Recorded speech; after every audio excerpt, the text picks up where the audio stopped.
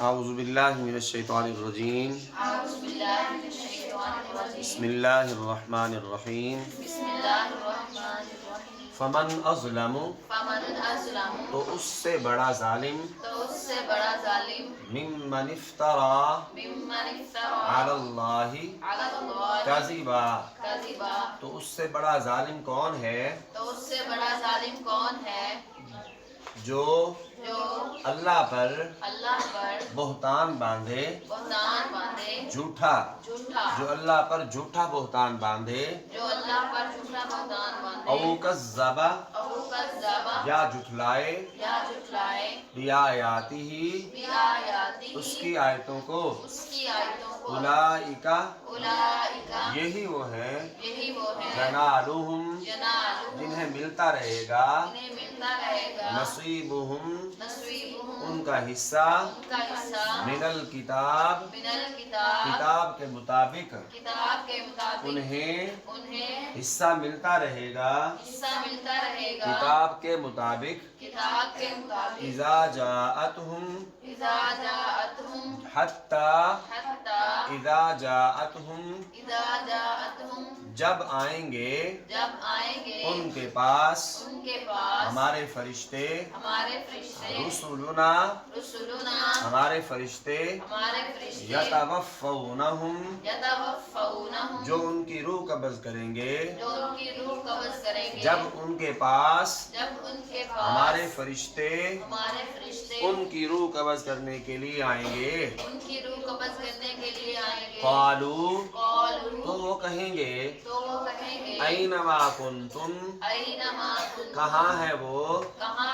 تدعون جن کو تم پکارتے تھے من دون اللہ اللہ کے سوا تو فرشتے کہیں گے کہ کہاں ہیں وہ جن کو اللہ کے سوا پکارتے تھے قالوا وہ کہیں گے ضلوا گم ہو گئے عنا ہم سے وہ کہیں گے کہ وہ ہم سے گم ہو گئے وشہدوا اور گواہی دیں گے علی انفسہم خود اپنے خلاف انہم کانوا کافرین کہ وہ کافر تھے اور وہ خود اپنے خلاف گواہی دیں گے کہ وہ کافر تھے آیت نمبر سورہ اعراف کی 37 ہے اور اس سے ماقبل جو ہم نے آیت پڑھی اس میں بھی اللہ رب العالمین نے جو ارشاد فرمایا تھا وہ اس آیت کا بھی مضمون یہی تھا والذین کذبوا بآیاتنا والذین کذبوا بآیاتنا کہ وہ لوگ جنہوں نے ہماری آیات کو جھٹلایا واستکبروا عنہا پھر اس سے تکبر کیا تو ایسے لوگوں کے لیے اللہ نے ایک وعید نازل فرمائی تھی کہ یہ ہمیشہ ہمیشہ کے لیے جہنمی ہے کیوں اس کی وجہ بیان کی جا رہی ہے کیونکہ اللہ فرماتے ہیں کہ اس شخص سے بڑا کوئی ظالم ہو سکتا ہے اس شخص سے بڑا کوئی ظالم ہو سکتا ہے کون جس کے بارے میں فرمایا کہ وہ کسی بندے پر نہیں کسی انسان پر نہیں بلکہ اپنے رب پر اللہ پر جھوٹا بہتان باندھ رہا ہے جھوٹا بہتان باندھتا ہے اللہ پر جھوٹا الزام لگاتا ہے پھر دوسری بات او کذب بآیاتہ یہ اس کی آیتوں کو جھٹلاتا ہے اللہ پہ جھوٹا بہتان باندھتا ہے یا اس کی آیتوں کو جھٹلاتا ہے اس سے بڑا ظالم کوئی نہیں ہے اس سے بڑا ظالم کوئی نہیں ہے تو پھر فرمایا جو کتاب کی روح سے کتاب کے مطابق ان کو ان کا حصہ ملتا رہے گا کتاب کے مطابق اس سے اگر ہم سمجھنا چاہیں تو یہ آسان بات کہ کتاب کے مطابق کتاب میں ان کی وعید بیان کر دی گئی پیچھے آپ نے پڑھا کہ جھٹلانے والا تکبر کرنے والا ہم فیہا خالدون وہ اس کے لیے سوائے دوزخ کی آگ کے اور کچھ نہیں ہے ٹھیک ہے اس کو کتاب کے مطابق حصہ ملتا رہے گا دوسری بات یہاں سے آگے ارشاد فرمایا کہ حتی اذا جاءتہم حتیٰ کہ جب آئیں گے ان کے پاس، کون آئیں گے؟ یتوفونہم، فرشتے آئیں گے نا انہیں موت دینے کے لیے، اللہ کی طرف سے فرشتے آئیں گے انہیں موت دینے کے لیے، ان کی روح قبض کرنے کے لیے۔ یہ ہمارا جسم ہے، اس جسم کے اندر ایک روح ہے، جب روح ہے تو انسان زندہ ہے، جب روح جسم سے نکل جائے گی تو انسان مردہ ہوگا۔ اس وقت وہ فرشتے ان سے پوچھیں گے، ہاں جی اب بولو، رب کو جھٹلایا تم نے، رب کا انکار کیا تم نے، اللہ کی آیتوں کا انکار کیا تم نے، اللہ کو چھوڑ کر تم نے ایسوں کو معبود بنایا جو اپنے منہ سے مکھی تک نہیں اڑا سکتے، جو اپنی مدد آپ نہیں کر سکتے، ان کو تم اللہ کے سوا پوجتے تھے، ان کو اللہ کے سوا سجدے کیا کرتے تھے، اب کہاں ہیں؟ اینما کنتم، کہاں ہیں وہ؟ تدعون من دون اللہ، جن کو اللہ کے سوا تم پکارتے تھے، وہ کہاں ہیں؟ بلاؤ انہیں اب کہ وہ ہمیں آ کے بچائیں۔ جب وہ روح قبض کرنے کے لیے فرشتے آئیں گے نا تو وہ فرشتے کیا کہیں گے؟ جن کو تم اللہ کے سوا پکارتے تھے، اینما کنتم، وہ کہاں ہیں؟ اب انہیں کہو بچائیں آ کے،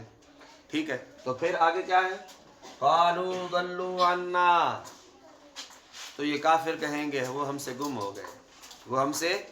گم ہو گئے۔ گم کیا ہونا ہے؟ اصل چیز یہ تھی، اصل چیز یہ ہے کہ انہوں نے ایسوں کو معبود بنایا ہے جو اپنا وجود بھی قائم نہیں رکھ سکتے، جو اپنا وجود بھی قائم، تو جو اپنا وجود قائم نہ رکھ سکتا ہو وہ کسی اور کی ہیلپ کیا کر سکے گا؟ وہ کسی اور کی مدد کیا کر سکے گا؟ تو جب وہ یہی منظر اللہ رب العالمین نے ایک مقام پہ اور بیان فرمایا ہے، سورہ ابراہیم کے اندر اللہ رب العالمین نے اس کی کچھ منظر کشی اس طرح کی ہے کہ جب وہ لوگ جنہوں نے شیطان کے کہنے میں آ کر اللہ کو چھوڑا، اللہ کو چھوڑ کر جھوٹے معبودوں کو پوجا، جب ان معبودوں کو قیامت والے دن اللہ رب العالمین پوچھے گا، شیطان سے پوچھے گا، ہاں نہیں تو نے انہیں بہکایا تھا، یا ان معبودوں کو پوچھے گا، وہ کہے گا یا اللہ میں نے تو انہیں بہکایا نہیں، میں نے تو صرف دعوت دی تھی، میں نے تو انہیں کیا کہا تھا؟